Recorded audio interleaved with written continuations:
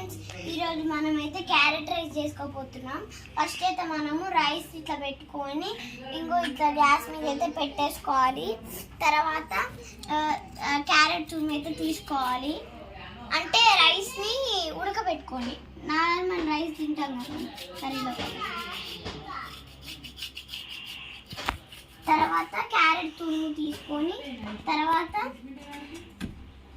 తర్వాత రైస్ ఉడికిన తర్వాత కొంచెం తీసి పక్కన పెట్టుకోవాలి. తర్వాత ఈ క్యారెట్స్ని మనం ఏవైతే చేసినామో ఆ క్యారెట్స్ని పెట్టుకోవాలి గ్యాస్ మీద. అవి కొంచెం బ్రౌనిష్గా ఫ్రై అయ్యేంత వరకు ఉంచుకోవాలి. తర్వాత తీసేసి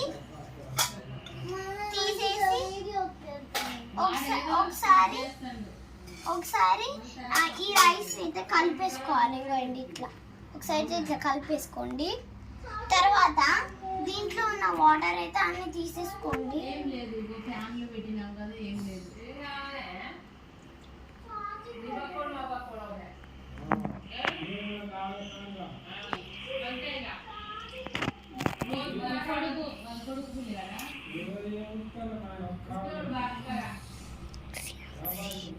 తర్వాత ఈ రైస్ ని మళ్ళీ ఒకసారి ఇక్కడ గ్యాస్ మీద పెట్టుకొని ఇక్కడ ఉన్న మనం చేసిన క్యారెట్ దాన్ని అయితే మనము ఇక్కడ ఇట్లా వేసేసుకోవాలి రైస్.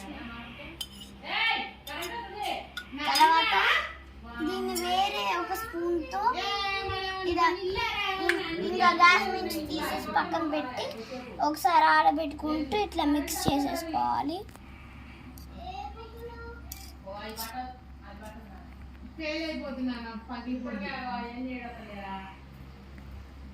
ఇట్లా కలుపుకోవాలి. ఇట్లా కలుపుకోవాలి.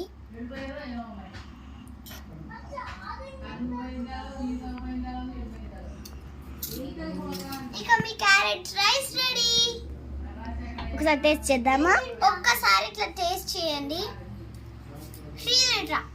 ఇంకోండి ఎలా బాగుంది? ఎట్లుంది? సూపర్ ఉంది కదా.